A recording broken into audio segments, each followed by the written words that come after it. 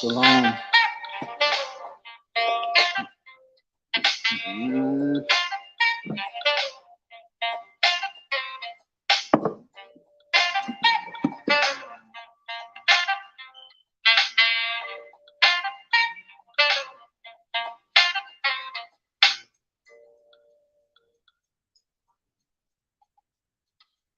Shalom, shalom, Most High in Christ.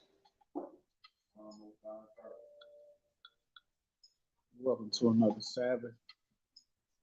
Close out with One Nation Israelite School. We'll be starting up in a minute. And I am your host with the most, Commander Judea.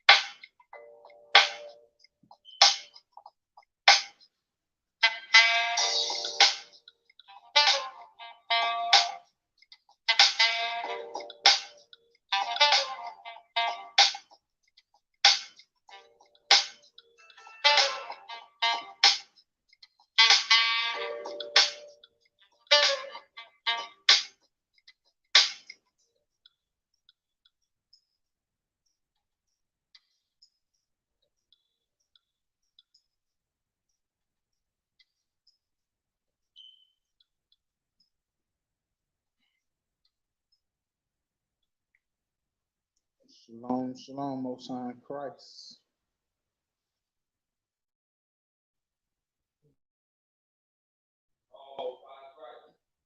Shalom, shalom, Most High in Christ.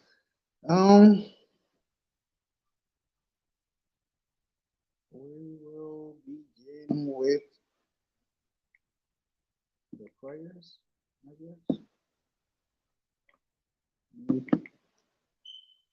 Before we get to the prayers, let's make sure something is going right first. If it's saying we're at right. Okay. We gotta make sure. Sound is nice and crisp.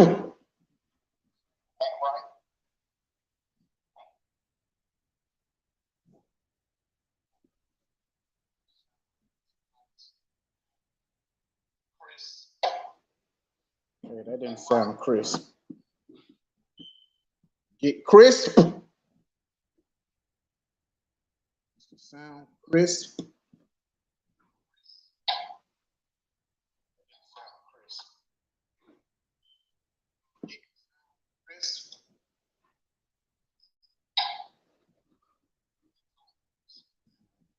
I believe. I believe so.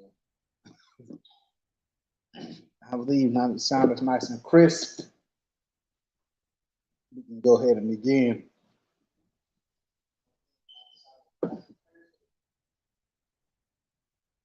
So, shalom, most high in Christ, everybody. Shalom, most high in Christ, everybody that's made it in.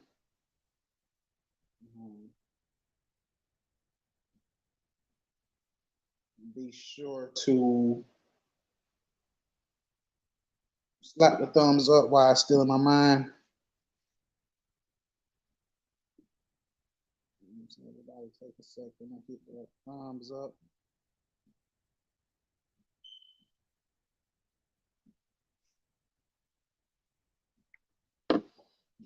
Please hit the thumbs up. Meanwhile, let's go ahead and send up prayers.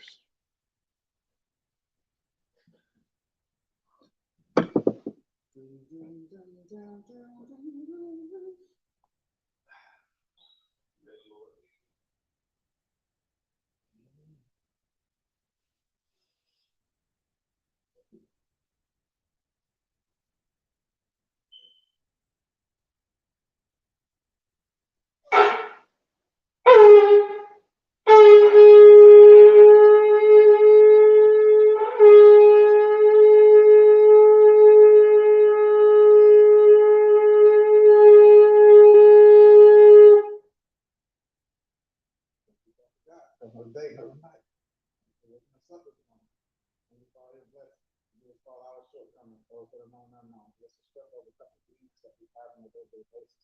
Father God, thank you for allowing us the opportunity to stay right, bringing us together, keeping the spirit amongst us where we may be able to still congregate, keep thy holy commandments. Father God, we ask you to touch the hearts of those who were once in the know, once in the understanding that they may find their way back, what judgment finds them. Father God, for those who have never known, we ask that you send out a messenger to them, that they may have a chance to receive thy word. At the end, we know that there will be none left to say they didn't have a chance to get it right, and therefore open themselves to full condemnation. Father God, we just pray that all of Israel could be saved, that we know that your will must be done, and that many will fight against the ways that are set before them. Father God, we pray that you strengthen the hearts and the minds of those who seek after thee, who love thee, who fight to do thy will. Father God, we ask that you bring upon them many blessings, all things and substance that they need, that they may be able to walk faithfully in your commandments and have no need of mystery. In your Son Christ's name, we give you the glory, the praise, and abundance for all things. We ask that you watch over those who come here amongst us, watch over the children, watch over the leaders, and watch over the, basically, Father God, watch over the houses of Israel. All things may be worked for the better for them that love you. In the Son Christ's name, we thank you. Amen. Amen. Amen. Hey, shalom. Hey, shalom, shalom. Thumbs up, shalom. All right. Today is the Sabbath of the Lord, as we all know. 1 second as I line this stuff up real quick.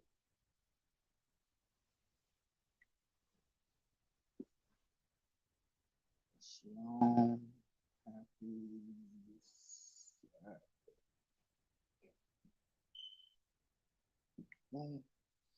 All right, got mine up in there. Yes, I got mine in there. All right. Shalom, happy Sabbath. Shalom, happy Sabbath.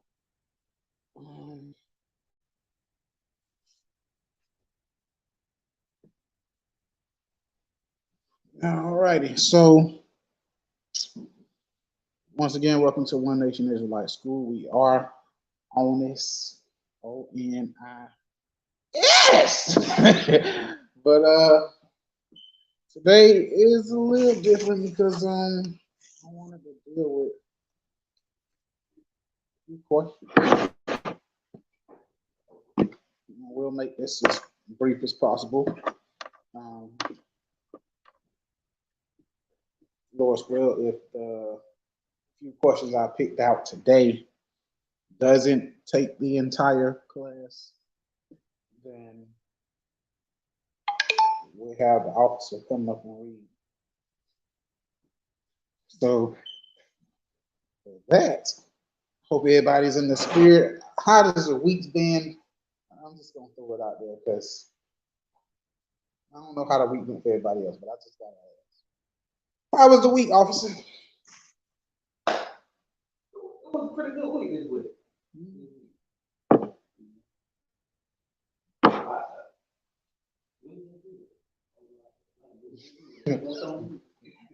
Hey, well, Most High in Christ, we got a good week going on. Stay humble. Absolutely. How was your week? That was it. That was your input.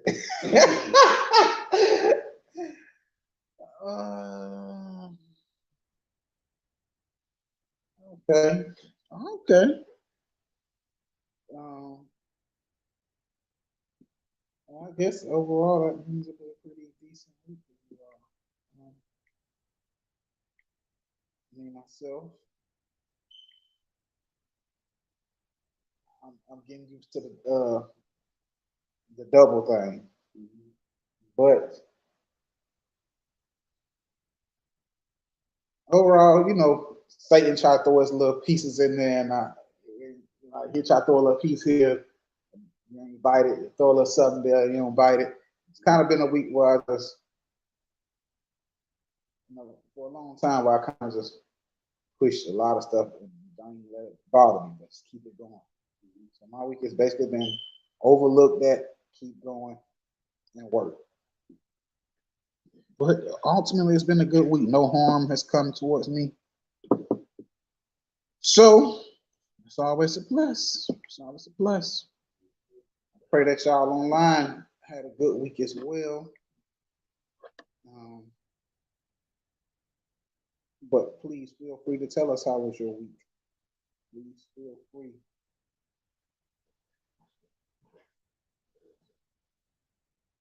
So, hell no, man. I get up here sometimes. I be having to hold myself because I don't talk during the week.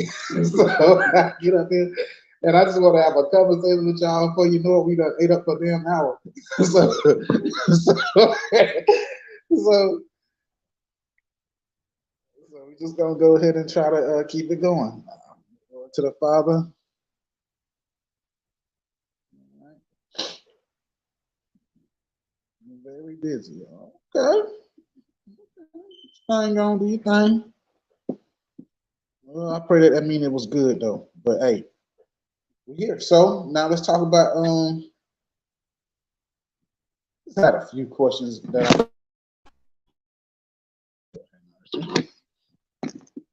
I had a few questions I want to deal with on from the inbox. Now, once again, anytime I do this, because we haven't been on the Q&As like how we used to in a while, I always have to say, if the question don't get answered today, doesn't mean we ain't gonna get to you, just means we will get to you today. In other words, we're gonna have to pick up our efforts in answering some of these questions. Because the inbox is crazy right now. But we're gonna answer a few, and if it doesn't take up all the time, we'll We have Officer St. John coming and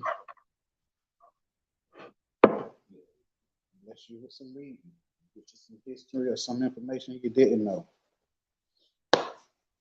or a refreshing. So with that, the first question. Let me get there real quick.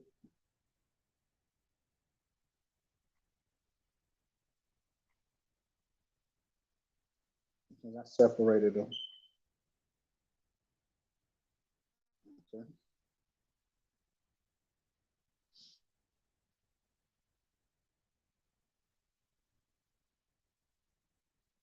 Which one am I read?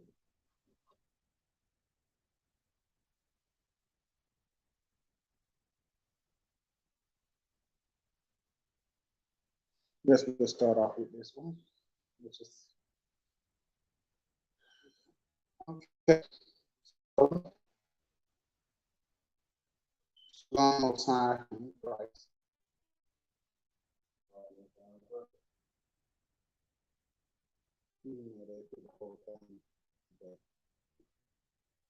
Here I just say here I say Most High in Christ.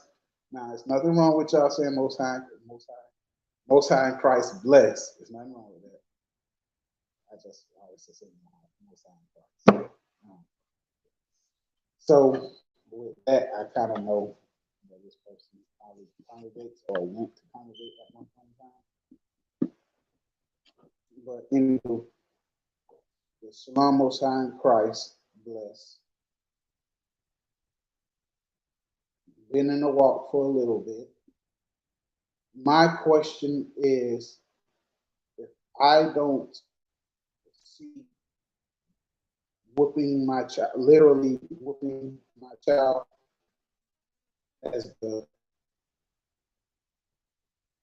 proper way to deal with my child, why is it such a big issue with everybody else that I don't hit my kids?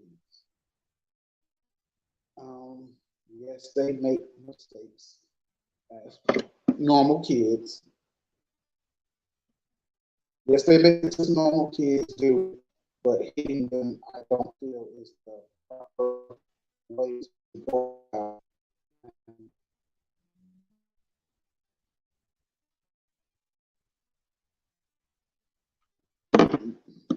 All right, let's go to it.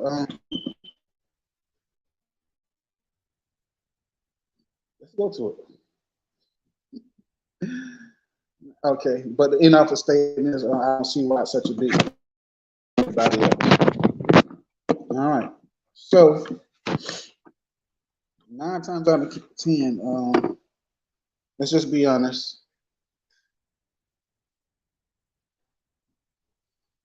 When you come into this truth, right?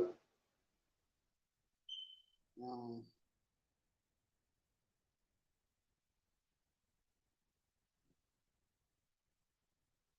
I don't even know how to start this. Go to Sirach first. Go to Sirach first. Okay. So, first off, I want to say that if everybody's telling you to whoop your kids, um, because it's rare that somebody just walks in the building and says, you need to whoop your kid. You need to whoop this kid. And normally it's something that's being done for people to say that. So when you start getting more and more people telling you you need to whoop your kids, as a parent or even as a parent sometimes, because you got some, it's rare, but you got some fathers that be in that same mindset too. But most cases, this is a woman thing, and I'm quite sure from the moment from the moment I started reading this, most men already knew off dribble this was written to me by a woman, and other women kind of probably knew that most likely knew that you were a sister who was writing this. So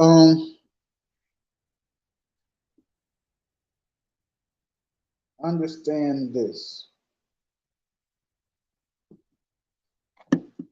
If more and more people starting to tell you the same thing. It's probably true. Um, you know what I'm saying? It's like I said, nobody's because we in this truth. We don't live to whoop our kids, but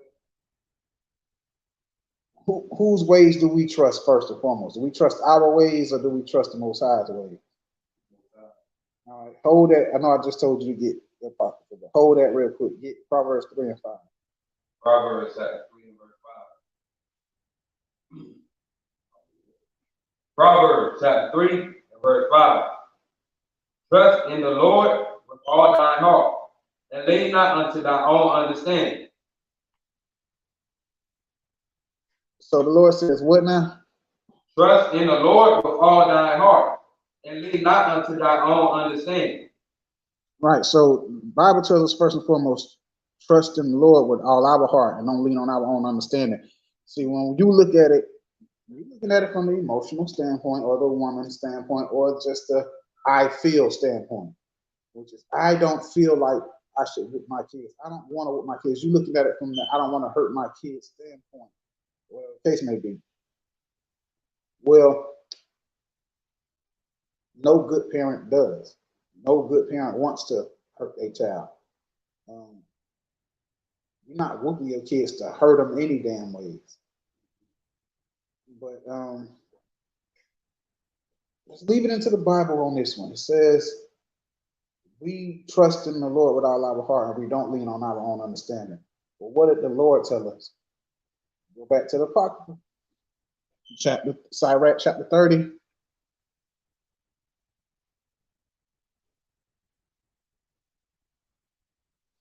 And start at verse 1.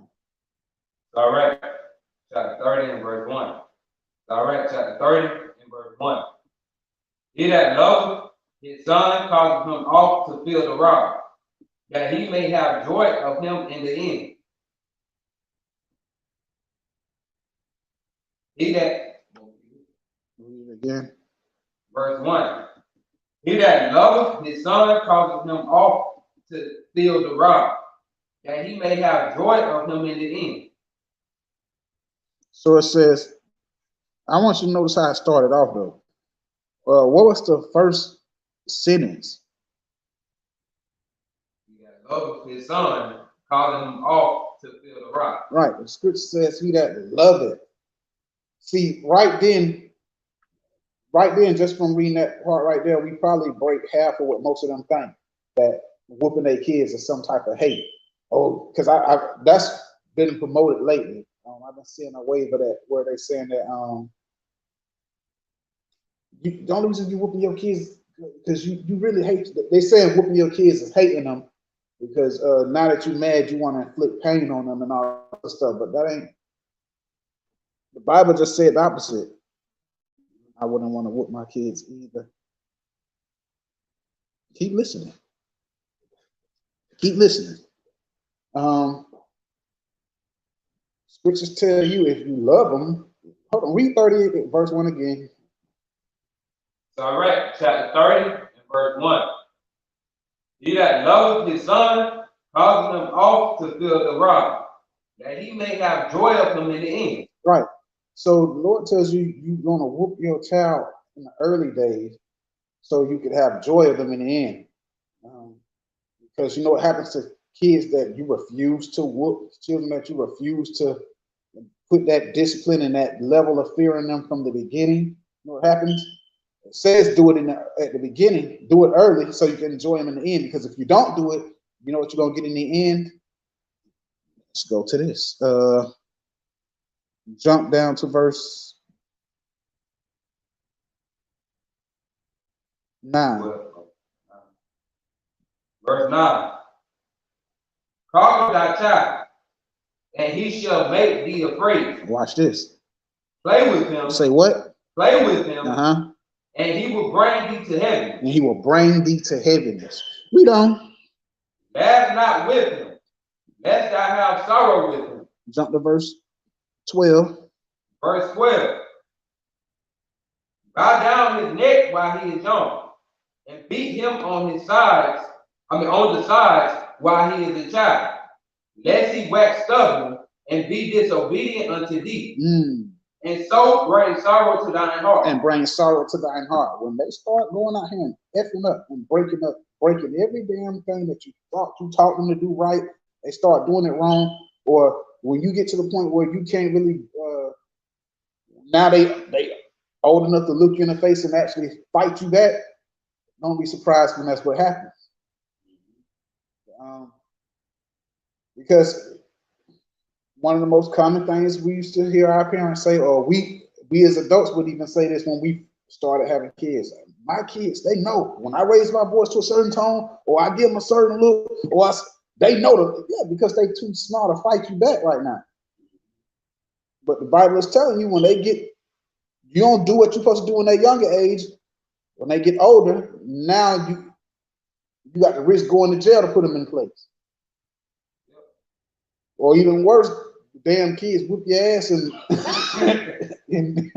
so the Lord is telling you that they're gonna bring sorrow to you in the older days. Why? Because you're gonna get to a point eventually where you can't do nothing with them. And then the only thing they're gonna do is bring sorrow to you, heaviness. So it says to beat them on the side, lest you become disobedient. Won't do right, won't do nothing you tell them to do. You know, it's going to ultimately hold this, drop this as a fact. And let's take it to Proverbs now. See, a lot of us, we grew up and we heard you getting these whoopings so the white folks don't have to whoop you. You getting these whoopings so you don't end up in somebody's graveyard or penitentiary. But the Bible says the same thing. Give me Proverbs 23, verse 13. Proverbs chapter 23 and verse 13. Proverbs chapter 23 and verse 13. Withhold not correction from the child, for if thou beatest him with the rod, he shall not die. Say what? If thou beatest him with the rod, he shall not die. See, all of that, you thought you could talk your children out of death. You thought you could talk your children out of prison. You thought you could talk them out of it. But the Bible says, The Bible says, no, certain things, it takes a little bit more to get it through there, get to them. Our kids are kids, and you have to drive children shit from them. Foolishness, that's what's in the heart of a child, right? How do you get that away from them? Proverbs 22:15. Proverbs chapter 22 and verse 15. Proverbs chapter 22 and verse 15. Foolishness is bound in the heart of a child, but the rod of correction shall drive it far from him. But the rod of correction shall drive it far from him. So you want to save your children, you want the best route to go, the Bible, who knows better than the Most High? Lean not on your own understanding, but trust in his ways fully. Well, the Lord just told you straight up, clear as day, whoopings. Whoopings is how you save your child. Now, you can go and try to remix it and do it your own way, but you're going to find out that ain't nothing like the originals.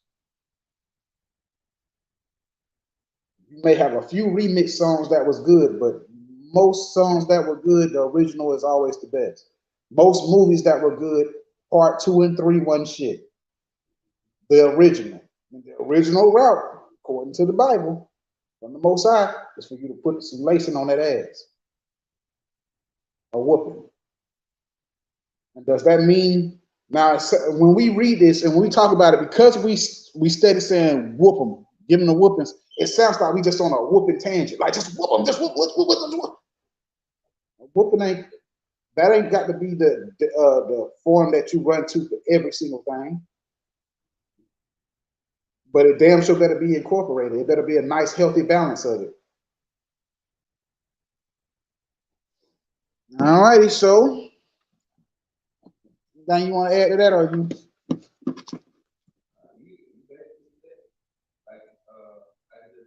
Everything is not called for a whooping, so you gotta know the balance of when the whooping needed to be handed out, and when you can actually just talk to them, let them know. So it's a balance you gotta know. Right.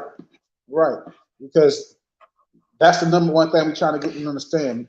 Whoop it, just because we read it and we telling you that, yeah, the Bible letting you know you need to have a healthy balance of whoopings within that thing, but everything don't cause for you to take a belt and go crazy. So as far as I ain't calling you out on the spot like that, but I'm just saying. So Jazzy J, would you still not want to whoop your children, or would you concede to the ways of the Most High? All right, so it's a nice have your balance, but do not spare the rod. That is the worst route you can take. As a fact, go to Sirach real quick one time. Sirach 30.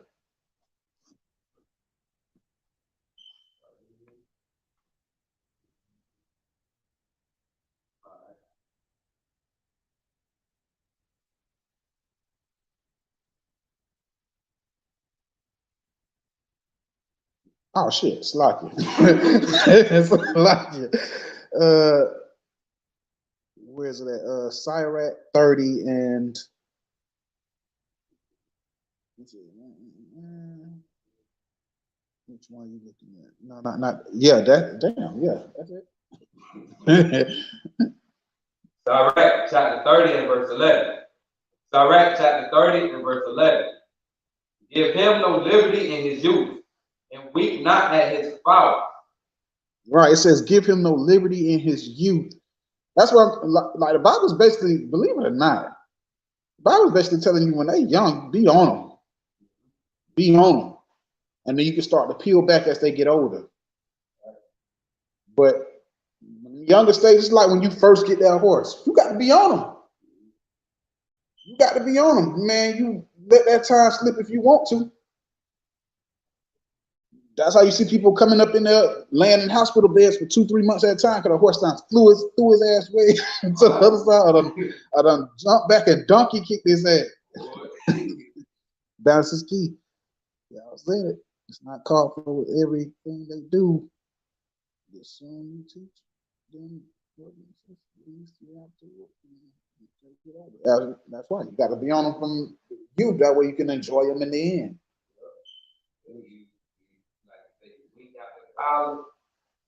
They're gonna become stubborn in their ways, and eventually, like they say, they're gonna know all you do is talk. That's what? All you do. That's a crazy thing. I heard a kid say that. I heard a kid, and I was just talking to another girl about this not too long ago. One last week, probably 2 weeks ago.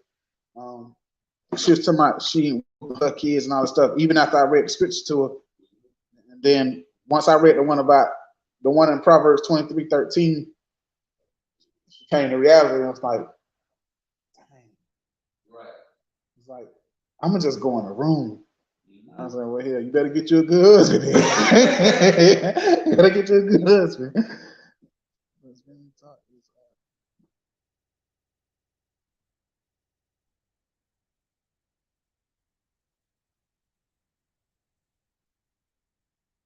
Right, it's not right, correct.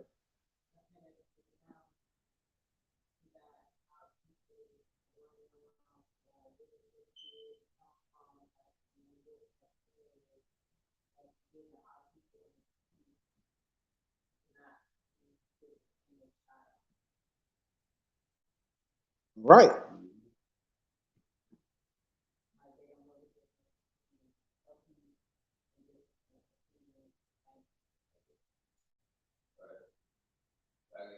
All of us, bro, we know this. We should know the difference. So you have some people. One thing they think is getting punched and all this other stuff. All that, yeah, that's hate. Yeah, that's hate. That's hate, literal. It's the difference. It's the reason why the most I tell you where to beat them by their child, where to beat them at that on their side. And they don't say punch them in the stomach, punch them in the face, none of that. It's a difference. Right. That's I'm glad y'all brought that out too, because the Bible clearly explained how to how to do it. Punching in the chest, the pulling their ears and slapping them in the face, all that's hate. Yep. That ain't considered righteous chastisement at all. Or chastisement. I said chastisement. I said, you just said chastisement. It's gonna do the opposite of what you think it's gonna say when you're doing that. Now he or she gonna hate you, and can't wait till they get older to go in.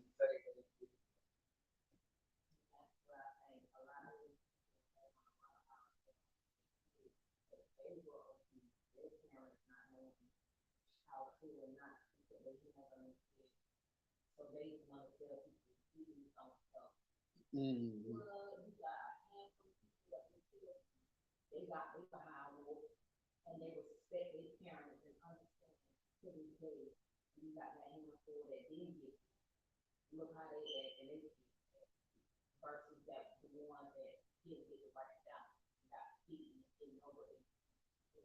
Right. See, the Lord is telling us how to save our children. But understand this also.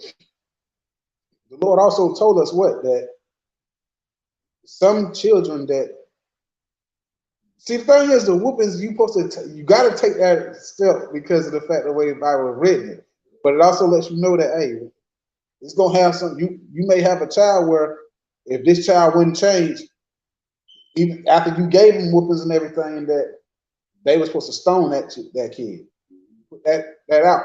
But how can we go to that step there if you didn't even do what you were supposed to do? Right. Your job was to whoop this kid, get his kid some order, something to fear.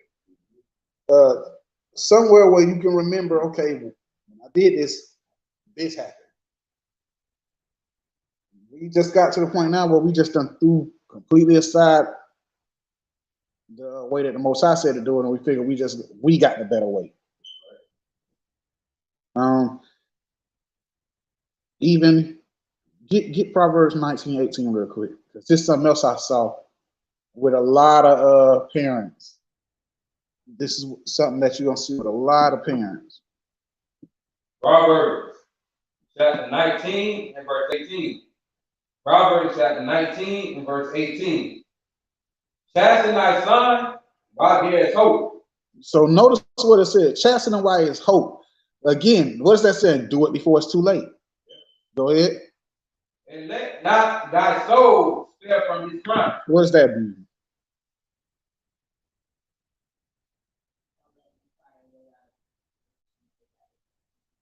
Bingo. The child did something, you know, it's time to get a whooping. How many of you? No, I won't do it no more. No. Like the Lord said, don't let they. You remember? How many of y'all grew up with them family members when they hear they're gonna get a whooping, they start crying? Oh, yeah. The Lord said, don't let that crying and stuff stop you from saving his soul. Don't let the tears and all of that, the begging and all of that stop you from doing what you know is supposed to be done. It's the reason why you said you was going to do it. Don't let the tears and all of that chomp you out of it. So, and trust me, I know it's hard because, man, I had to, I got to keep it real. This is my story. I had to whoop promise whatever, right?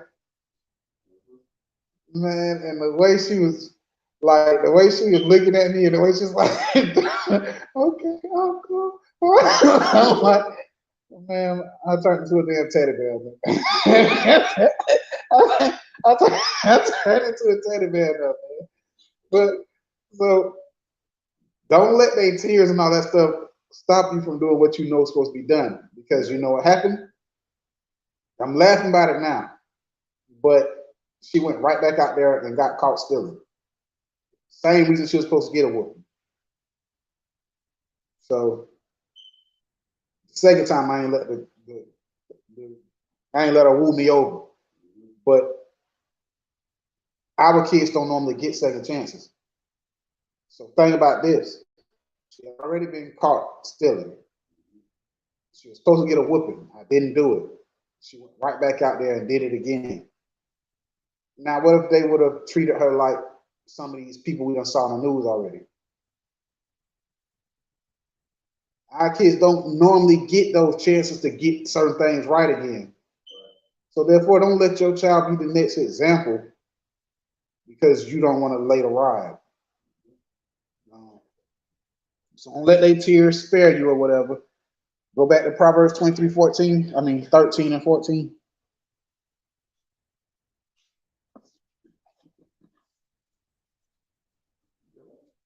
Proverbs 23:13. Proverbs chapter 23, verse 13. Proverbs chapter 23, verse 13. Withhold not correction from the child, for if thou beatest him with the rod, he shall not die. Thou shalt beat him with the rod, and shall deliver his soul from hell. All right. He shall deliver his soul from hell. That's 14. Yep. All righty. Also, where's the one place us Israelites don't want to go? But the Bible says a good way to stop from going there is ass whooping. Okay, Right. okay. A good way to stop going to the place that a lot of us going to get a nice vacation there. Some people, some of the brothers and sisters are going to hell with scholarships. And we pray that they don't get there, but the only way to stop them from getting there is to take some of these whoopings, and the whoopings come to you in your youth.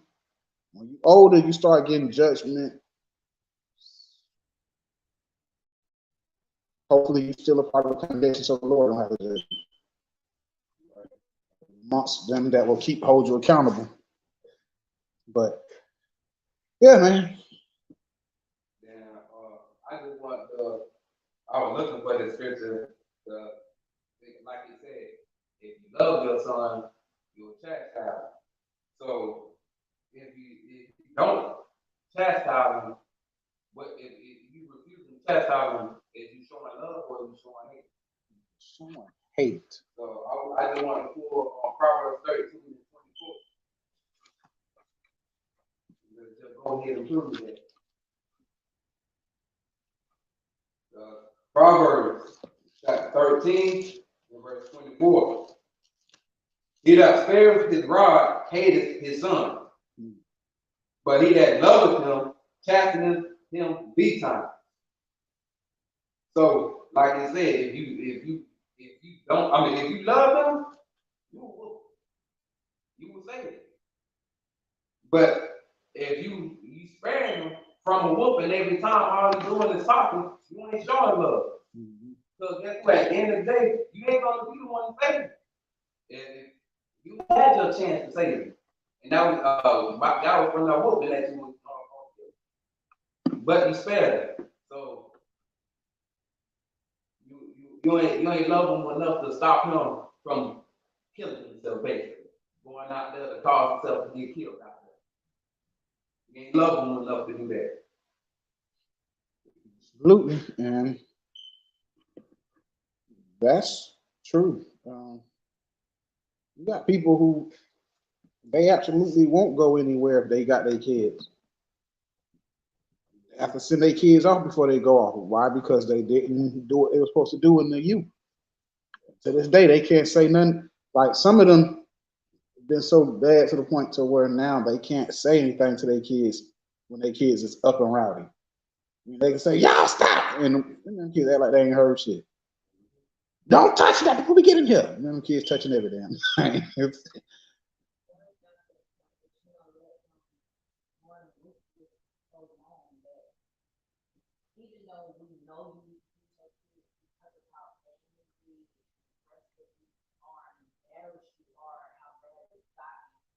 We can't even let you chastise them because it goes from a whooping to just like you're eating. So, hopefully that clears it up. But the point that I wanted to make out of it, now that we covered that, the point that I want to make is that don't take it like, I know it is embarrassing when people call you out and say, "Man, you need to whoop your kids," or whatever the case may be, but don't look at it like they criticizing you.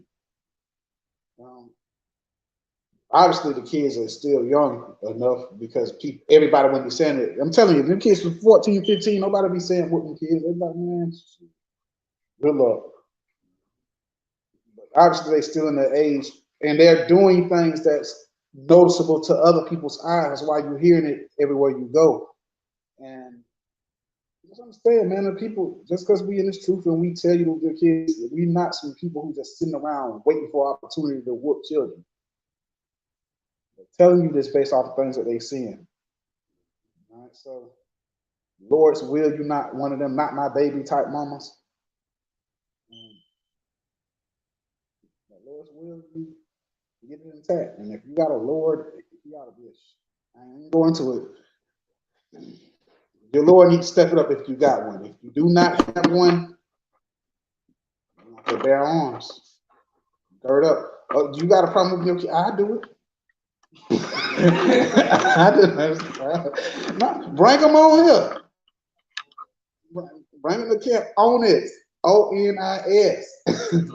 Bring them on. Because we get on it. And now, Lord's will, you find a place where you can rest in your femininity, and there'll be a man to take over that position. All right. So with that, next question. What does second Ezra 1677 mean?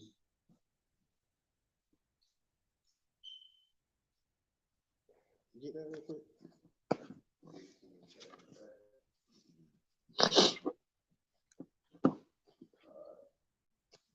Second Ezra, chapter 16 and verse 77. Second Ezra, chapter 16 and verse 77. Woe be unto them that are bound with their sins and covered with their iniquities, like as a field is covered over with bushes, and the path thereof covered with thorns, that no man may travel through.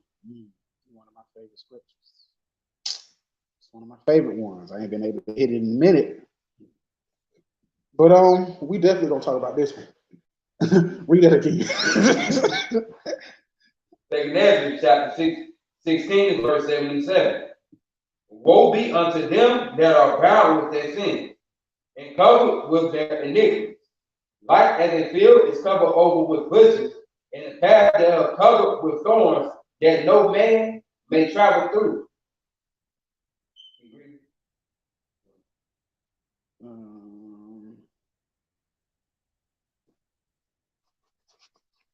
Okay.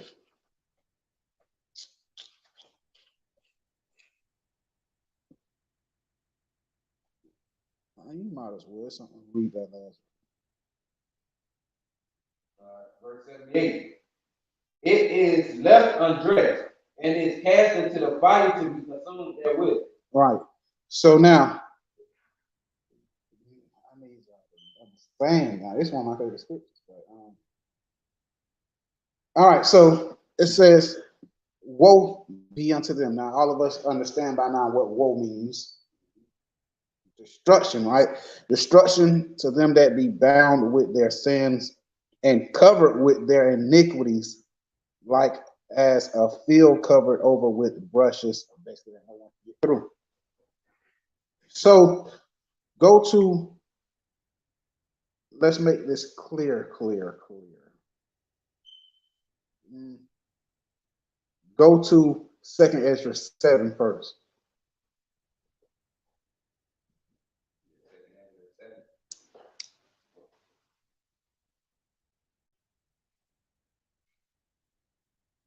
Second Ezra chapter 7, and we're going to start at verse 57.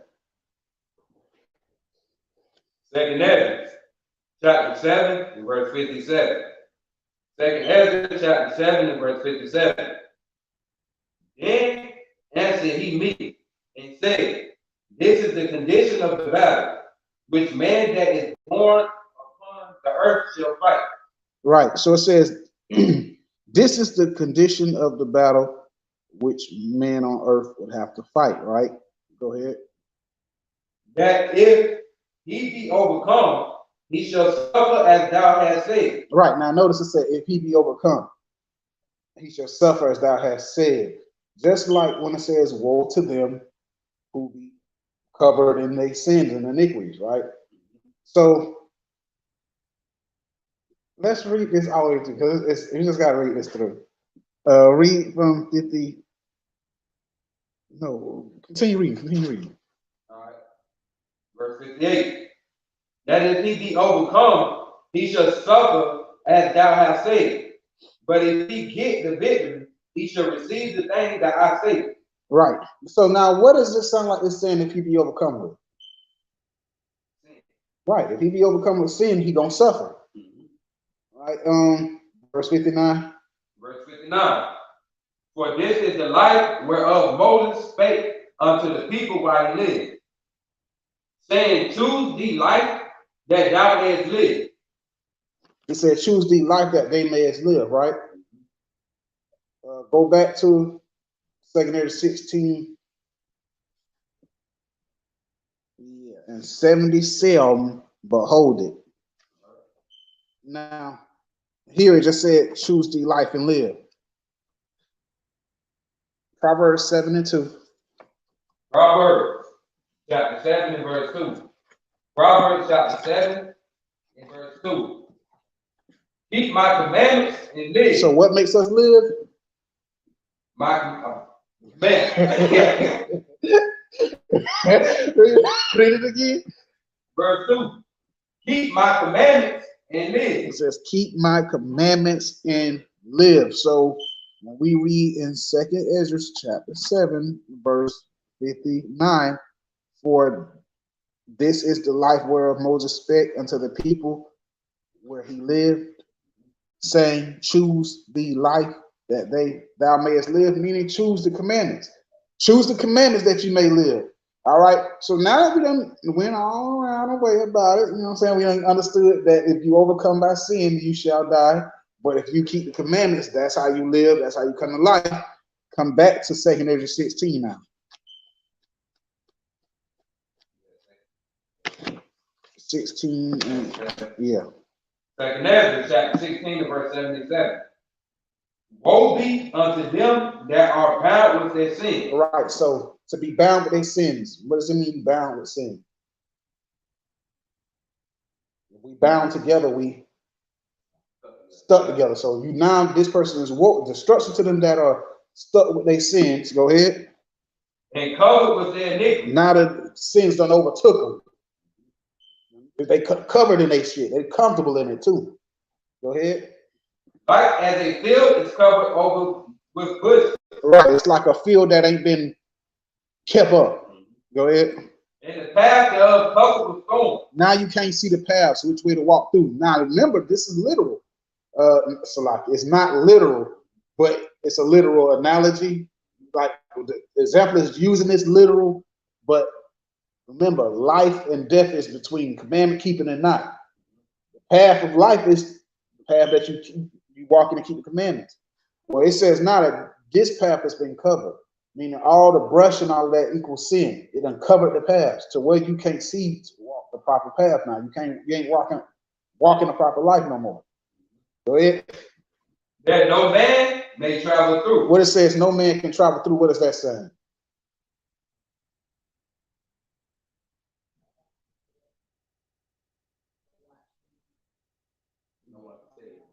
Bingo. It says no man can come through. It means nobody. You so far gone in your sins now that you can't be saved. No man can correct you. No man can point it out. The word can't even penetrate to you no more. You have been completely covered in sin. You've been overtaken. So now sin ain't sin no more to you. That's one of my favorite damn verses. Read it again. Verse 77. Woe be unto them that are bound with their sin and covered with their iniquity. Like as a field is covered over with bushes, and the path thereof covered with thorns, that no man may travel through. Go ahead. It is left undressed, and is cast into the fire to be consumed therewith. And is cast into the fire to be consumed therewith. Because just like every tree that beareth not good fruit, it shall be what? Fire. Cast into the damn fire. So that's exactly what this verse is going to. The verse is going into the fact that some overcome with their sins to the point where they just can't even be redeemed anymore. Nobody can get through to them.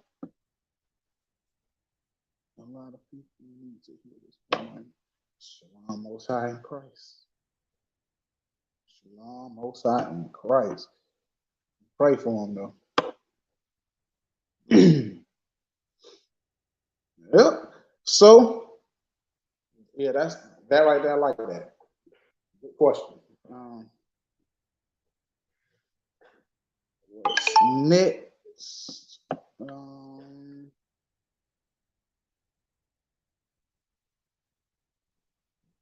I think we did 1, 2. Okay. It says, I was talking to y'all about this earlier today. That's why I got the thought from. It's like Shalom, Most High in Christ. See, somebody been watching us. Shalom, Most High in Christ. I have a question. Do we have to be a part of a congregation? When I first came in, everybody was used to ask what camp you a part of. Now it seems as if everybody's dissing camps and just doing their own thing. Remember, I was talking to y'all about this earlier. What happened? What happened, and why is everybody solo camping today or talking about camps? People who've never even been to camps talk about never going to camps. And but y'all get the point. Basically, what happened? Do you have to be a part of a camp? Well, first and foremost, I'm gonna answer this like this. Let's go to Revelations real quick.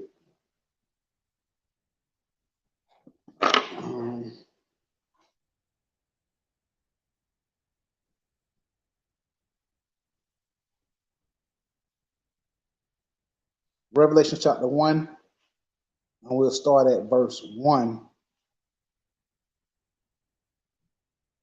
through 4. Revelation chapter 1 and verse 1. Revelation chapter 1 and verse 1. The revelation of Christ, which God gave unto him to shew unto his servants things which must shortly come to pass. And he sent and signed it by his angel unto his servant John, who bear record of the word of God and of the testimony of Christ, and of all things that he saw. Blessed is he that readeth, and they that hear the words of this prophet, and keep those things which are written therein, for the time is at hand. John to the 7 churches which are in Asia, grace be unto you, and peace from him which is, and which was, and which is to come, and from the 7 spirits which are before his throne. So now, anybody understand why did I? Because all right, first and foremost, I go here to read. He was commanded to write to who? He was commanded to write to 7 churches. Now, I don't understand how you read the New Testament and you get to the end of the book and you see he wrote specifically to who? 7 bodies. So how do we get through the New Testament and read he wrote to 7 churches, not 7 individuals, not send a letter to everybody's house. 7 churches. These are 7 different congregations. So it was said to them to write to, if it was said to him to write to these 7 congregations, all of a sudden today you don't need a congregation?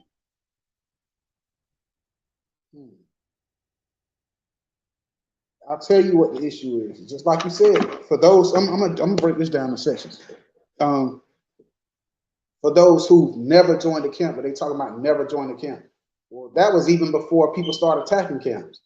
You had, just like the most unholiest nigga, even when we was in the world, the most unholiest nigga had a reason for why he shouldn't go to church. It's the same thing when it comes to truth. You're going to have the most unholiest nigga saying why you should never join the camp. You know what I'm saying? It's like elements to this. Even when before we knew the truth, when we was in the world and we attended church or whatever, we would, some of us would be the niggas who would say why you should never go to church. Even though we believed in the same God and Jesus that the church believed in. Just like today, you got people who ain't actually walking right. So they've been, the whole time they know about this truth, they've been living the way that they thought the truth should go. Sitting at home, they'll watch a video here, they'll read a couple scriptures here. Half of them ain't reading shit, they just watching videos. But they'll say, don't come to a camp. Well, just like the dude that was in the streets thinking about your uncle, who would always say he ain't going to church full of this, a church full of that, but nigga's the biggest whoremonger you know. Whatever the case may be, I'm gonna tell you why the people who've never been into a congregation telling you not to ever come to a congregation or got a million reasons why they would never come. The truth is this. Let's go to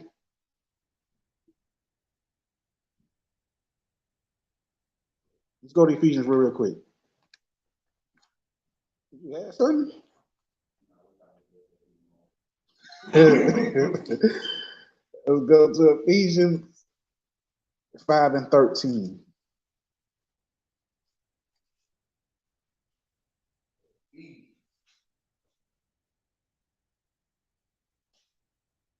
Ephesians chapter 5, verse 13. Ephesians chapter 5 and verse 13. Matter of fact, start 12. Ephesians chapter 5, verse 12. For it is a shame even to speak of those things which are done of them in secret. Right. So some people, they do some things, right? And they feel like it's a shame for you to even speak of the things that they did in secret. Go ahead. But all things that are reproved are made manifest by the light. For whatsoever doth make manifest is light. Right. Some things will be manifested by light. Now, the light is what? The truth. So some people got some things going on that it would only be manifested by the truth. You know what? They can look, they can take this certain prestigious look or whatever the case may be, and the rest of the world, man, that's a good person, that's a good whatever. Certain things don't be manifested unless it be manifested by the truth. So the reason, and I took a weird way to answer this, but the reason why some people will never come into the truth, never come into the congregations, but they got a million reasons for it. Reason why you got people who never stepped foot in the congregation talking about why they would never go and telling people not to go, because certain things are manifest by the light. St. John 3. St. John 3 and 20. Here's the overall, all in all of it. St. John chapter 3 and verse 20. St. John chapter 3 and verse 20. For everyone that doeth evil hateth the light. Say what? For everyone that doeth evil hateth the light. Everyone that doeth evil hateth the light. That's why they ain't coming in. Because there's an evil going, they in the midst of evil. They dealing evil, they doing evil, so therefore they hated the light. Why? Go ahead. Neither cometh to the light. They neither cometh where? To the light. Go ahead. Lest his deeds shall be reproved. Lest his deeds shall be what? Reproved. So for it to be reproved means it's going to be what first? Revealed. That's what manifesting is. It's going to be revealed. It's going to be seen. It's going to be exposed. So the people that's never been in the congregation that talk that foolishness to tell you why they got a million reasons why they never come in, this is the real answer. They're afraid to come in because they know that all their evil is going to be seen. They're going to be called out. They're going to be pulled on it. And guess what? Some of them won't have the strength to endure it and overcome it. We had brothers and sisters amongst us. Every last one of us done had an embarrassing moment in here. Every last one of us done been called out for something. Every last one of us done had to apologize for something. Every last one of us. Some are just too weak to make it through that. So to hell with that. I'm gonna just be perfect in my own eyes. And the way I'm gonna make myself perfect is to stand on the outside and just talk about people on the inside. But that's the reason why people that have never been in this truth, never been in the congregation, got a million things to say about the congregation. Now,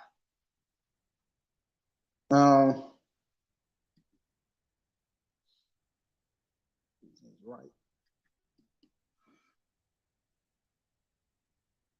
Absolutely.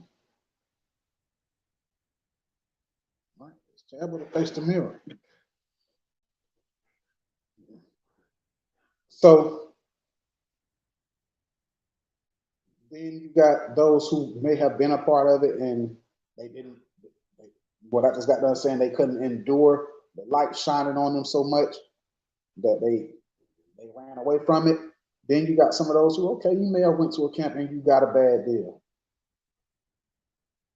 Instead of enduring, instead of going somewhere and building, continue working or whatever, they use that as the reason to go backwards. And then they start bashing us or whatever, bashing Israelite schools or whatever the case may be.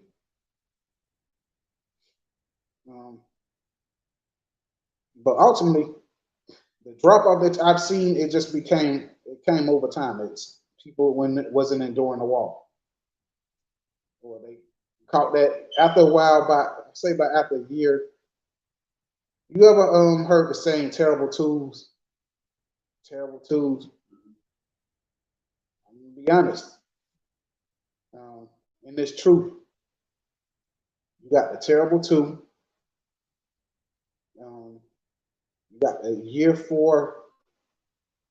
It's like for some reason year 4 you get some stones out there, and you got to make it through those things.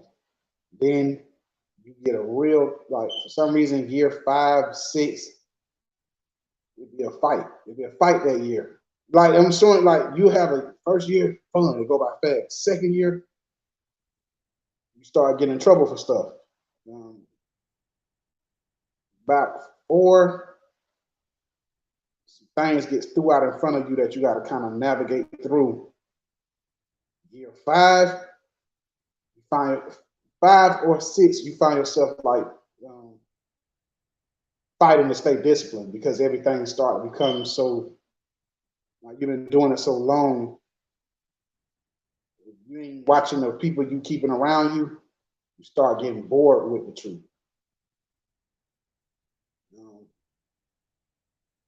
But throughout, don't get me wrong, throughout you have stretches where it's just easy, you just emotions, just going with it. But you have those, I'm assuming that's the way the walk gonna be till you get up out of here. You're gonna have certain years, certain months, certain where, yes, basically, you're gonna have seasons where you got to make it through certain things, and a lot of people don't. And that's pretty much it, man. When you talking about people hating camps and stuff, 90% of the people who talk bad about camps wouldn't know they were Israelites if it wasn't for the camps. This particular camp just wasn't for you. That's just how it goes. You know what? It might have just been that season. And you got to endure it out because it would be foolish. I would think that it'd be a lie that if you didn't have some point in time where you consider leaving one nation, you had some point in time where probably even considered another camp. But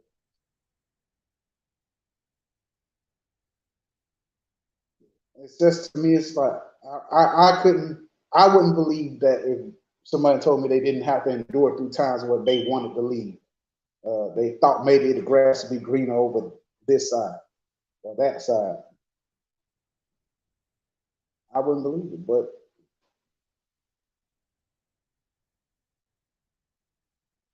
depends on what you really stand on is why you're still here. So, and the only reason I'm putting that point out there because you got people who've actually jumped up and left camps, and now they're full-fledged back in the world. You got people who left camps, went to another camp, and saw that, man, there's nothing like where you started your roots at, and now they either went back or they just back in the world. People that hates the camps 9 times out of 10 are people who got their hearts hurt at one spot. Some of them was just Negroes that couldn't be told nothing, and to them the camps is wrong. When in reality, everybody in the building or everybody there know.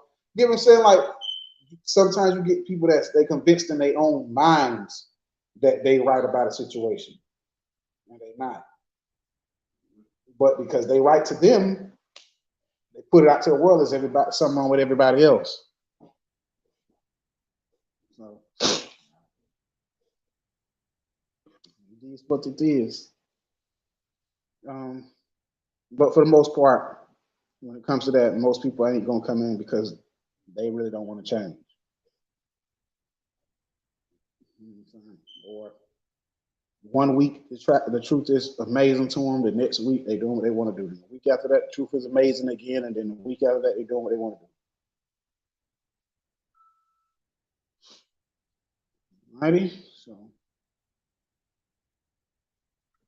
said, write to the 7 churches, not send a letter into each individual house. And crazy part is, most of them ain't going through none of the battles. You gotta understand, it's more stuff talked about as far as how you deal with your brethren and everything else than anything else, and you ain't gonna get that unless you in the body.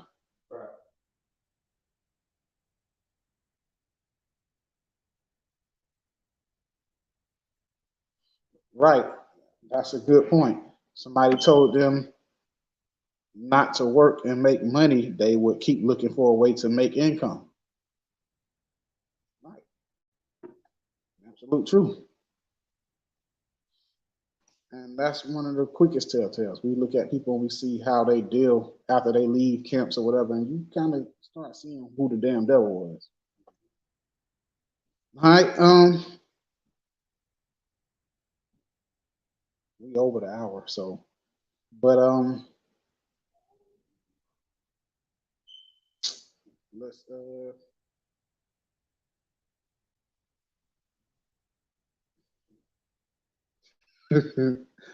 let's do this one right here.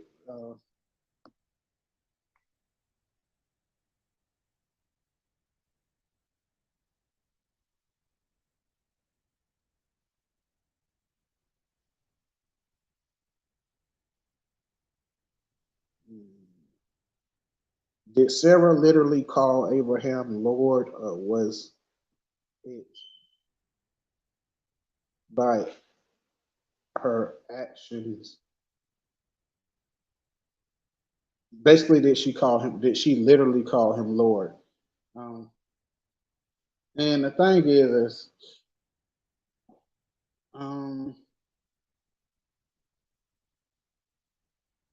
I don't.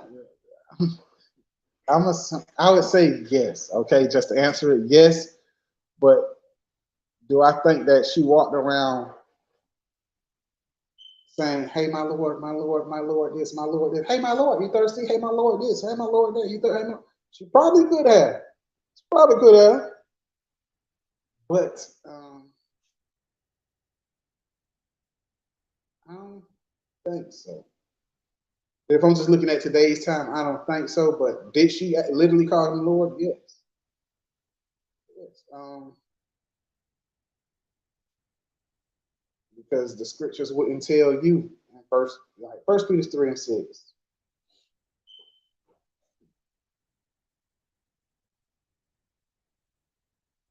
Verse Peter, chapter 3 and verse 6.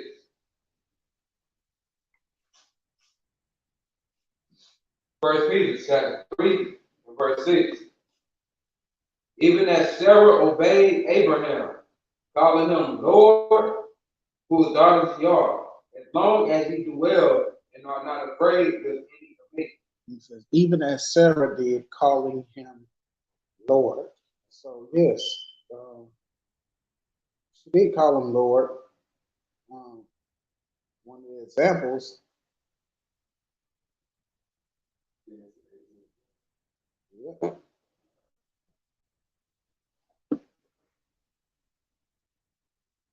So Genesis chapter 18 and verse 12. Genesis chapter 18 and verse 12. Therefore, Sarah laughed within herself, saying, after I am waxed old, shall I have pleasure, my Lord being old also? My Lord being old also, she was referring to Abraham, her Lord, as in her husband. Drop that real quick. Get Psalms 45 through 11 and 11. Psalms chapter 45, verse 11. Psalms chapter 45 and verse 11. So shall the king greatly desire thy beauty, for he is thy Lord. So he is thy what? Thy Lord. And worship thou him. So what I'm showing you is that it says he would desire thy beauty, because men will love what?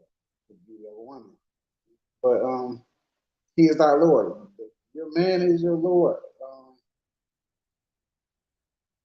And I could show you scripts to also show that even men called other men Lord. But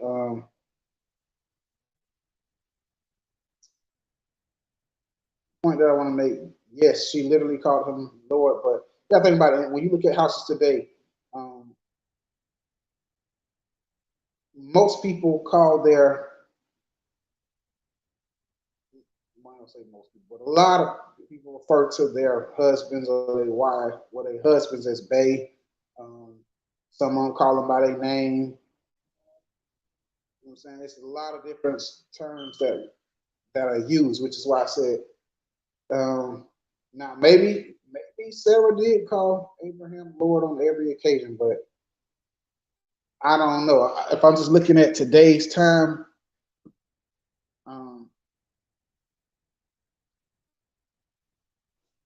most of the most, what's the best way to say this? Some of the most fakest and rebellious goddamn wives are the ones calling their husbands Lord right in front of people. So when you ask, is it just by her actions? Actions go involved in the two, because what does the Bible say? Get me Luke 6:46. Luke chapter 6 and verse 46. Luke chapter 6 and verse 46. And why call ye me Lord, Lord, and do the things which I say? Oh, and do not the things which I say. Right. So even Christ, when he speaks, said, why call me Lord and do not things that I say? Same thing with some of the wives today. Why the hell would you call him Lord and do not the things that he say? It don't make sense. It's basically what Christ said. You worship me in mouth, but your heart far from me. So yes, it's an action and it was literal. But we have a lot of titles today of endearment. By the way you treat us, we know what it is. Like, I can't be bae if you doing like let's put it like this. There's no separate like Salaki. You can't call me bae and do for me, and then I'm trying not to get X right there. But basically what I'm saying, um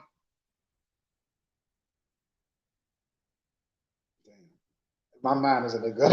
My mind isn't a good. I'm so hey, I'm sorry. But you can't call a man Lord and don't do what he say do. All right? And it's just like if a woman call you bae, you expect to see her treat the dude that she calls bae different from every other dude, right? So I can't be bae if you treating him exactly like you treating me. You ain't nothing exclusive for me. So the same thing. You can't call him Lord and you're not exclusive to him like it's you like him. You treat him like the rest, like the homies. All right. So yes, your actions have to match the title that you're giving this person. Now, am I saying that you need to call him Lord today? It'd be nice. It'd be nice. But some of us men, we like being called babe. Some of us men like being called hubby.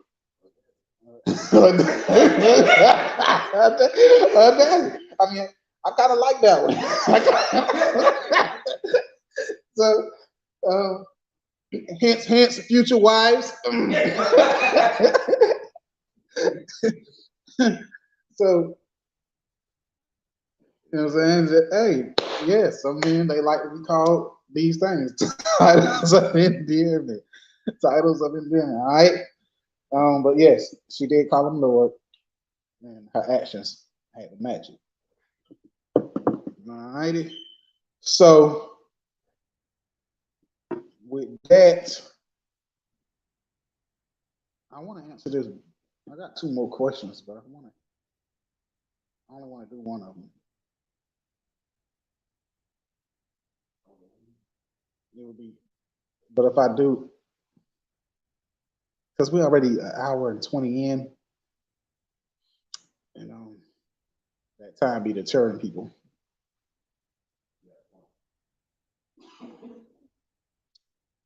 All righty, so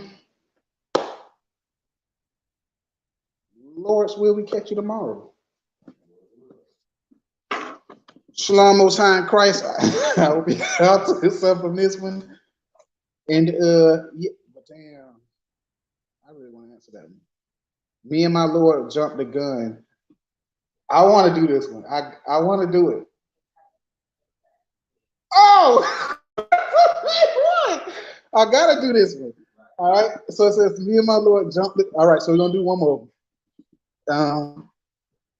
Me and my Lord jumped the gun a few months back, and we were actually exiled out of a congregation behind of it.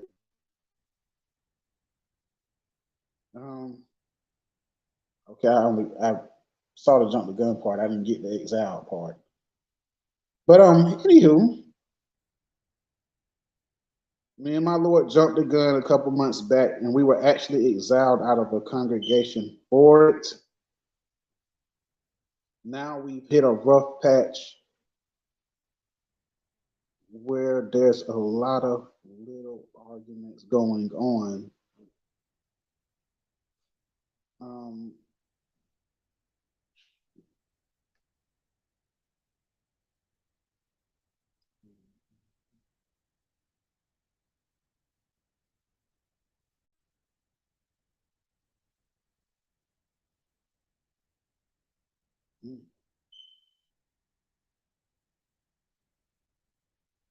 all righty.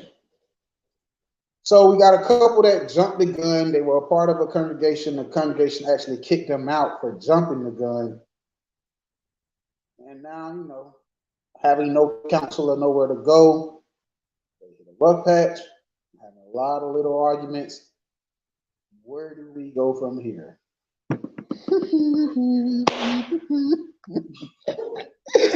Well, I'm sorry to hear that y'all were exiled from the congregation. Now, normally that only happens if you two decide you're not going to marry, not going to stay together. But the fact that you two were together puzzles me of why you were put out. Now, I don't know if that was an example used to scare everybody else in there to let them know this ain't going down, but here you would have not been thrown out for that. As long as y'all were willing to keep the law. Give me that real quick, Exodus. And I want y'all to understand. I like this Q and A's too. But I want y'all to understand something. One Nation, this ain't our first barbecue. this ain't our first barbecue. Okay. I told you Exodus, what was it, 23:16, something like that? Was it 22:16? Yeah, 22:16. Exodus 22:16. Hey. But this ain't our first barbecue, for the record. This ain't our first barbecue or rodeo. All right, so we're going to go ahead and talk about this a little bit. All right, let's get on up out of here with this one. Exodus chapter 22, verse 16. Exodus chapter 22 and verse 16. And if a man entice a maid that is not betrothed and lie with her, he shall surely endow her to be his wife. It says he shall surely endow her to be his wife. So we don't condone you jumping the gun or whatever, but we understand that if you do, as long as you're willing to accept the fact, okay, y'all made that mistake, y'all jumped the gun, now y'all got to live with it and marry and take it the right way, you wouldn't have been put out. Because I ain't going to all that because then I might start some wildfire. So just understand that, listen, no, you wouldn't have been put out. You just would have had to marry, which it sounds like you two are trying to do. So now, jump the gun, and now you're in the midst of a lot of arguments. Well, it happens. It happens. Ironing out them kinks, all them things y'all done work out and learn about each other at the beginning. You know what I'm saying? And now you kind of like stuck with y'all. I want y'all to start looking at this now. I'm stuck with this shit. You gotta change that off the drum. You gotta get rid of the I'm stuck with this shit mentality first. All right, and then remember y'all didn't iron things out. So now it's to a point where you live this way, you live this way, and we're trying to make it one without any kind of proving and testing and all that type of stuff. It's just like y'all gotta figure it out on the fly now.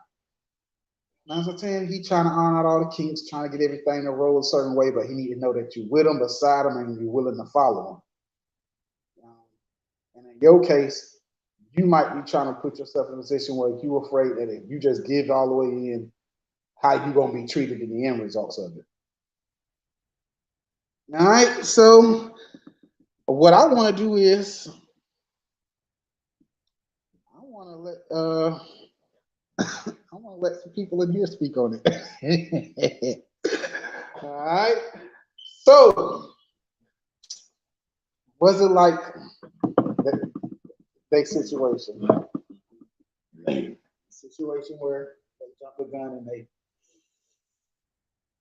in the midst of arguments.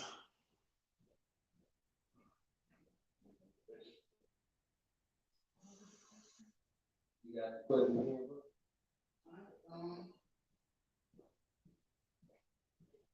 Being in a marriage where you two jump the gun and now you're in the midst of arguments, and it's just like they don't know what the hell going on. They just butting a lot now.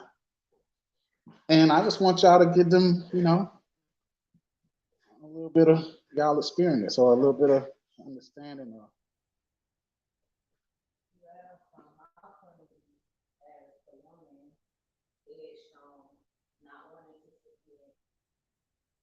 to running everything, Shalom, happy Sabbath. I was at war with myself. Because it's like I wanted ahead, I wanted men to lead and take on the role that I had. But I felt like with having a real man, I could still be the masculine version of myself.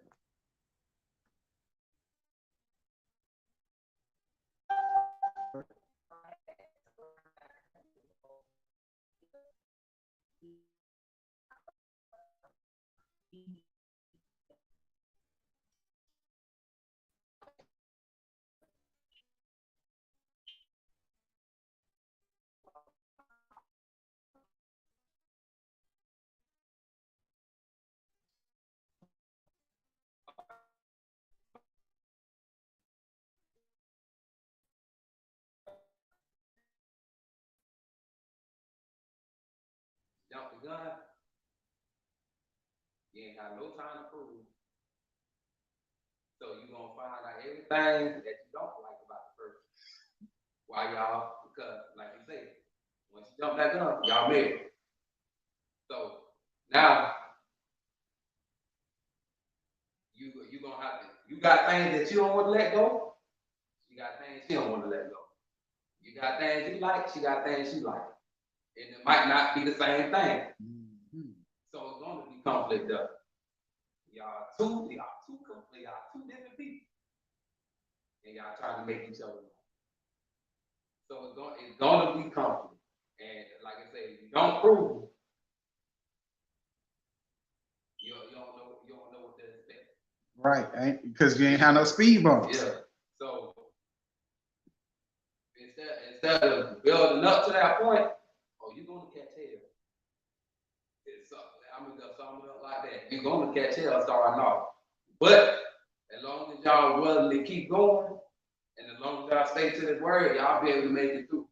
Because the word is the only thing that's gonna keep y'all level-headed, and it's gonna be the only thing that get both of y'all where y'all need to be.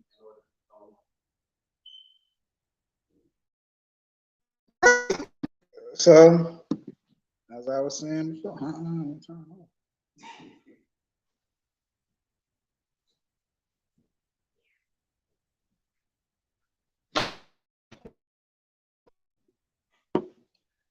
so here, understand this, y'all ain't have no testing ground, so of course you're gonna have some bumps in the roads. It's like driving on a road. Imagine this, you driving down a straightaway. It's a straight road, ain't no signs or nothing, and then all of nowhere it's just a sharp hook turn. You're gonna drive off the cliff. Driving off the cliff is where the fights and explosions happen. And then that's what it's like when you jump a shotgun marriage, basically. You jump the gun. Y'all didn't get any time to see what you don't like about each other, what you do like about each other, what's in common, what ain't in common. All you got is that heat in the moment where it happened. So now y'all walking, and it starts bumping heads, start having arguments and stuff. Like I said, for the most part, it comes to most likely he trying to iron out the kinks. I'm gonna tell you how you can start getting things on point. Here's, you know me, I just love advice. Here's a tip. Because y'all jumped the gun and now y'all in a place where y'all arguing a lot, you should start by making an end goal. Where is it y'all trying to get to? What is it trying to achieve? What does the end goal look like for y'all? Describe it together so no matter what happens on the road, both of y'all in y'all mind have a clear idea of where y'all trying to get to. At least then, if nothing else is the same, y'all both fighting at least for the same results.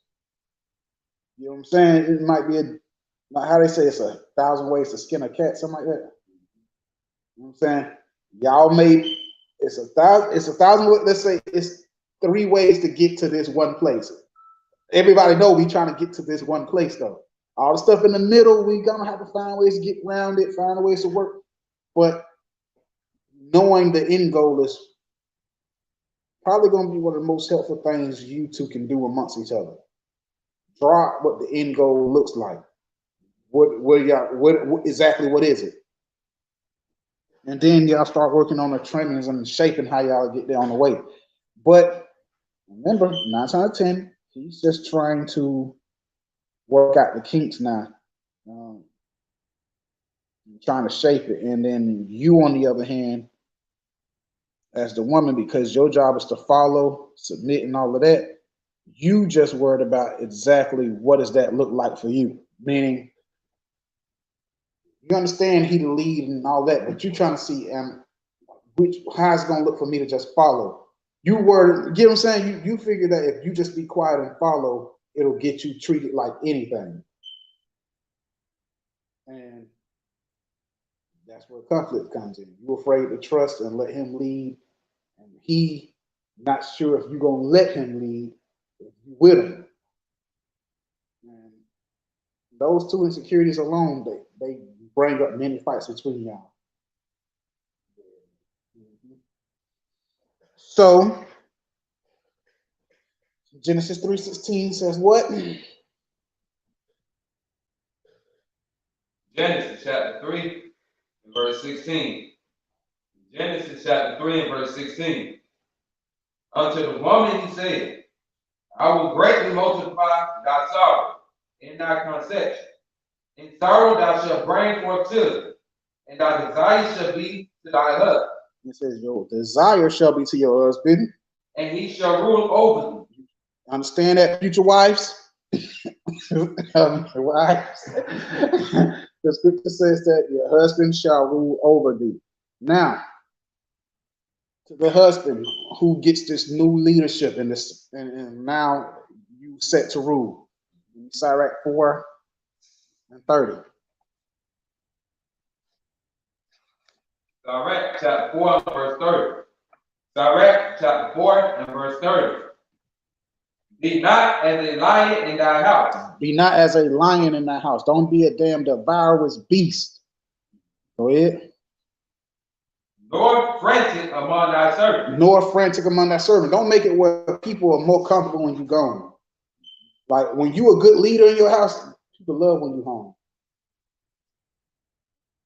Kids should be, if you got kids, they should be running to the door when you come. Daddy! They should be excited to see you. Everybody should love to have you, like they should like to have you around. Now, don't get me wrong.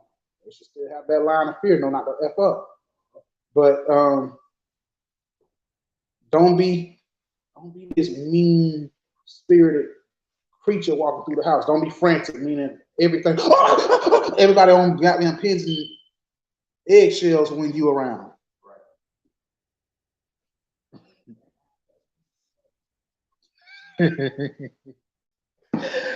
Go to now back to the woman. So now we clear that the man supposed to rule over you, and we clear that the man ain't supposed to be like a damn lion. Get me Proverbs 29 and 19 for the woman. Proverbs chapter 29 and verse 19. Proverbs chapter 29 and verse 19. A servant will not be corrected by words. Hold on, where we at?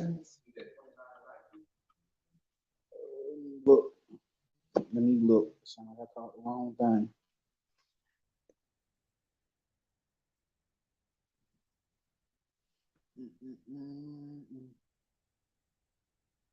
And I forgot what I was coming here for.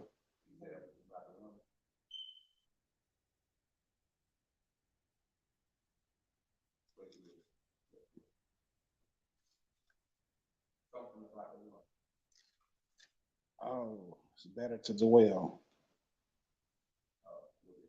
Yeah. Or somebody contentious woman. There's something like that. Get that. All right, so Proverbs chapter 27 and verse 15. It reads, a continuous dropping in a very rainy day, and a continuous woman all life. No, but I'll take that as we look for the other one. But this one here, the woman, let's talk about your nagging and yelling or complaining. It's like a continual dropping. It's annoying. You ever been a kid, you want to go outside and play and put that on hold 21 and 9? You ever been, when you was a kid, you want to go outside and play, but every time you got ready to get dressed to go play, it started raining again? You know how aggravating and how annoying it was? Somebody start crying. Rain, go away, come and get enough. The same thing. It's talking about when a woman that's continually just nagging. You like that continual rain. All right, get that real quick. 21.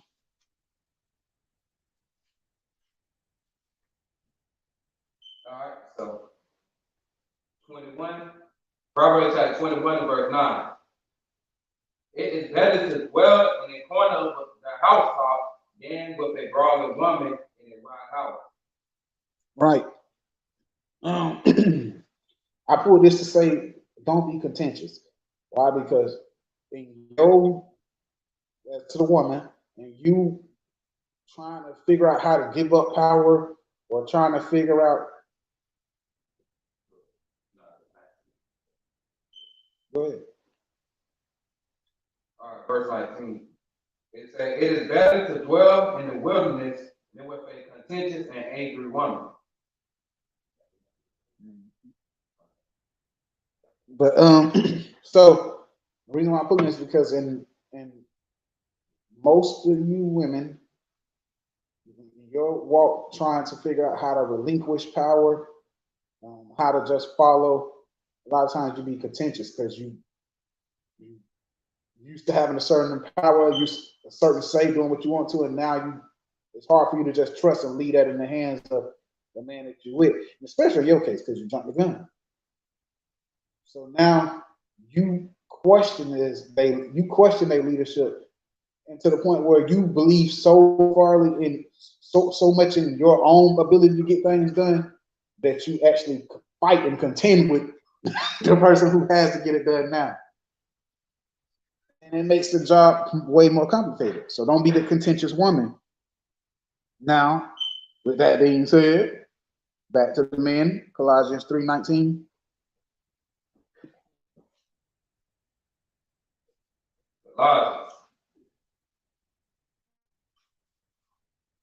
Colossians chapter 3, verse 19.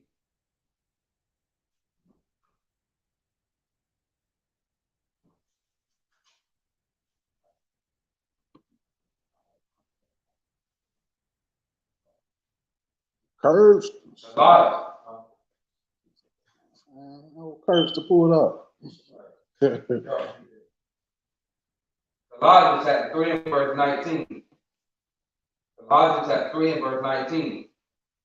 Husbands, love your wives and be not bitter against them. It says what now? Husbands, love your wives and be not bitter against them. Love thy wife and be not bitter against them. Remember, love is an action word. You know what I'm saying? But love your wife and be not bitter against them. Don't be harsh. Don't be, get me wrong, correction is needed. But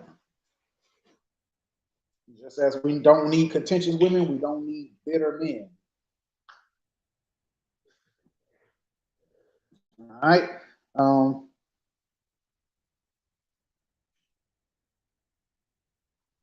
Sirach 26:26.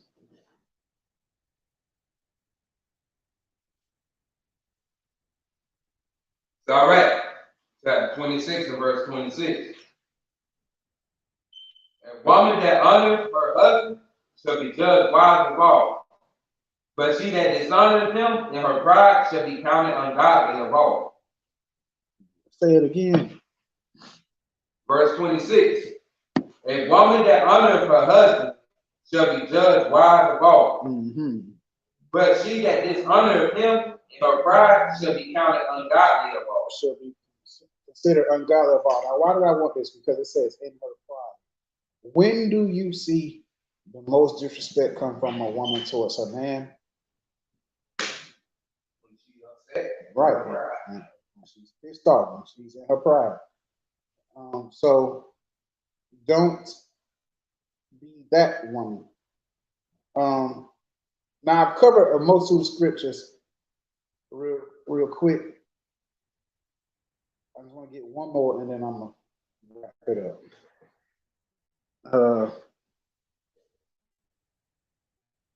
So you're gonna honor your husband, which at this point both of y'all have to give each other some type of honor.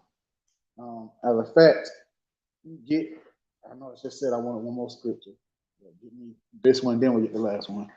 Go to First Peter's, because it just told you you should be counted ungodly of all if you dishonor him, right? But you should be, so don't come up in here and think that you're gonna woo me over and I see that your honor towards your husband is shit. We should count you as dishonorable. Same token, 1 Peter 6, verse 7. 1 Peter.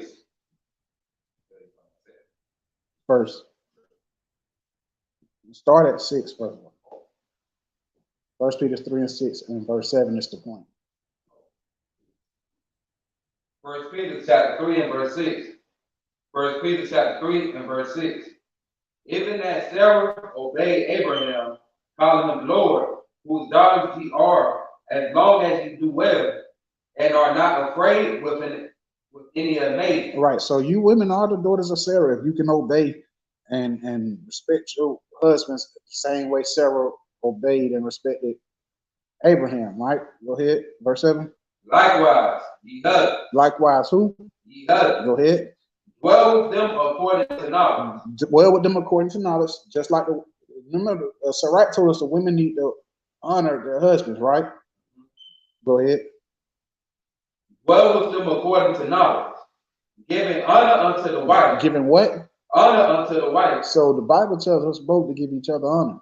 There's a certain level of honor, love, respect, and reverence that needs to go between the two. The woman, she's just counted more on it. Get what I'm saying? She's counted either godly, ungodly based upon it. The man, he'll be judged amongst us. But yes, he's ordered to give you a certain amount of honor as well. So why did I do that? To show that both of you need to be giving each other honor. And right now, the only thing I'm gonna say is in the midst of this time where y'all actually start learning what y'all don't like about each other and don't like about each other, I mean, doing all of that, apply this. Apply this.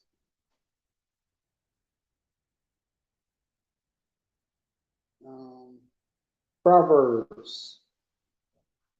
Go back. As a fact, we was just there. Proverbs 29. What happened?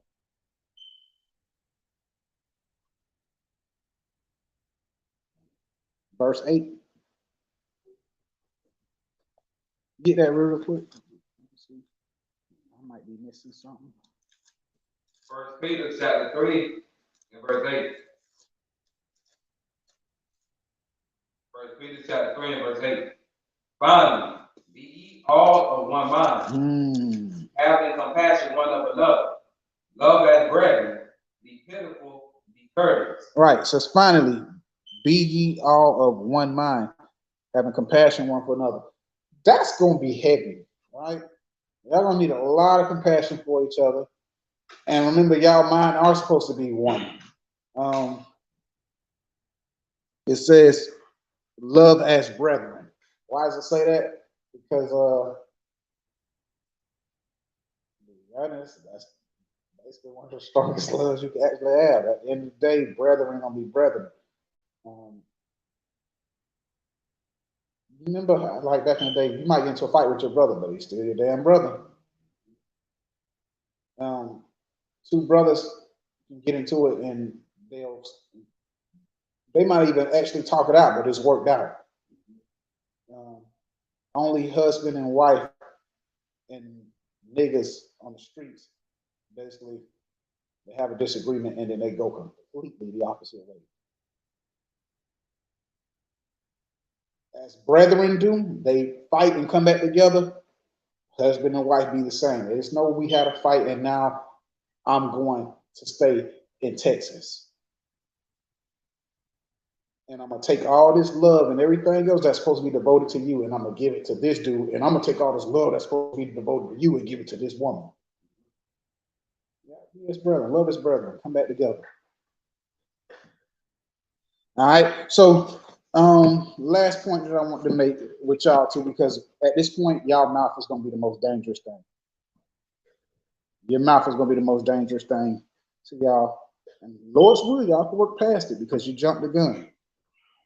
But your mouth could be the most dangerous thing because your mouth gonna lead to other things. So Proverbs 29 and verse 11. And I actually called this by mistake. Yeah. Proverbs chapter 29 and verse 11. Proverbs chapter 29 and verse 11. A fool utters all his mind, but a wise man keepeth it in till after. Say what now? A fool utters all his mind, Mm-hmm. but a wise man keepeth it in till after. Right. Certain things ain't meant to be worked out right then and there. But the point that I wanted to make was a fool uttereth all his mind. And that's exactly what happened. Y'all have a disagreement and you start spewing out all type of shit. And you know what happened? Same thing. Spew some shit right back at you, and next thing you know, y'all done said some of the most terrible things y'all can say to each other, or some of the most hurtful things to each other. And that's what's going on. How about instead of y'all going as a full-fledged argument, somebody pull back? And I don't hate to say it because I'm a man, but a lot of times it need to be you with me. You have to pull back. Why? Because of the fact that he is the head, he is the lead, and yeah, that's what it is. Don't utter all your heart out every time something don't go your way. And Lord's with us. He's any type of a godly man. By you keeping the commandments, by you doing what's right, it'll check. He'll come back. He'll check himself. But when you go down that road where you're gonna fight me on it, yeah, at that point in time, I'm thinking man knows to win. so now you don't get a chance to check himself. Only thing people gonna remember the ones that's watching is, damn, you was disrespectful to the man. How the hell you see what I'm saying? That's the only thing I'll be seeing. So at that point, you gotta know when just. I gave a saying a while back. Man, I ain't married, but me and a sister, Candy, to be exact, was having some issues and arguing. I remember saying, man, be quiet. Just be quiet. I don't want to. It's foolishness. I don't want to hear. Just be quiet. Now, at that point in time, she was actually right. But if she would have kept arguing with me, I'd have never came to the fact that she was right. It just would have been an argument. I'm gonna get the last say. You ain't gonna get the last say. So I remember her saying was, "I'm gonna be quiet out of respect, but that don't mean doesn't necessarily mean I agree with you, or somebody don't mean I think you're right." It was something around that range, but she said it. And I was like, yeah, whatever. She got quiet. Right. Just start fucking with my head. I know, man. I have to come back in there later on. Boy. And you know us, man. You gotta get quiet, bro. I was right, you were wrong. You know what I'm saying? Just when I be saying certain things, I just need you to listen to me. You know what I'm saying? But I apologize. I was wrong. You know what I'm saying? But I said something.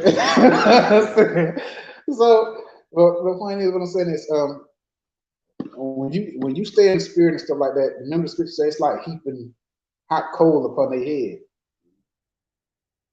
You got if he's in the serve of a godly man, when you stay in order, he gonna come back. You gonna apologize. Even if it don't necessarily come out of his mouth, that shit gonna eat him. So don't be the one who want to get the last word. Don't be my pillar. Up there it is, right there. Well, y'all know what it is. Don't be the pillar of rest, not the pillar of stress. And some of y'all women, y'all just tear nigga courage down with your mouth. Some of y'all know how to fight with your mouth, and that's the problem. You know how to fight with your mouth, and you know you do. so don't abate the courage. Just come on down. Just, hey, just don't submit to the man. Do it. If he ain't telling you to sin, do what he tell you to do. And it don't necessarily mean that he's right all the time. Even if he's a goddamn dumbass, sometimes you just got to figure out how to get his dumbass out of his situation. So, and the proof of that is whose wife did that? Whose wife? Whose wife did that? Nabal's wife. Remember, Abigail had to get his, and he still ended up talking himself into a death. Most High had to put him to death. But that's what'll happen if you righteous and that man just, he off. Most High deal with him. So we is well over, and I pray y'all took some from this. We ain't did a Q&A in a minute, so I kind of figured we was probably gonna end up going over time, but I liked it. So shalom, Most High in Christ. Yes, and Lord's will, y'all took some from this, and Lord's will, we have y'all with us again soon. Lord's will. Say shalom, shalom, Most High in Christ. Shalom, Most High in Christ. And we is out of here. Oh yes, please hit the thumbs up. Take a second, hit the thumbs up, and send more questions. I hope y'all can spell. Send more questions to One Nation Israelite School at gmail.com. All right. I'll see y'all later. Hearts, hearts, hearts, hearts. Shalom, Most High in Christ. Glory to the Father Himself. And don't worry, I whoop them kids for you. Shalom, Most High in Christ.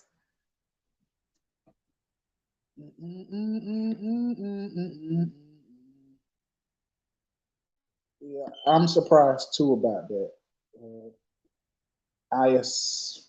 Oh, it's easy to hang for the 1 hour classes, but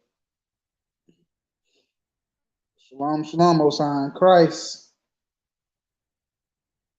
Kurt, what's up, man? Shalom, shalom, Most High in Christ.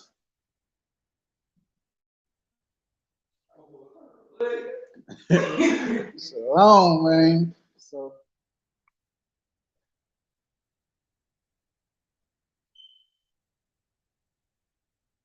of course, will we catch y'all on the turnaround? Shalom, Most High in Christ.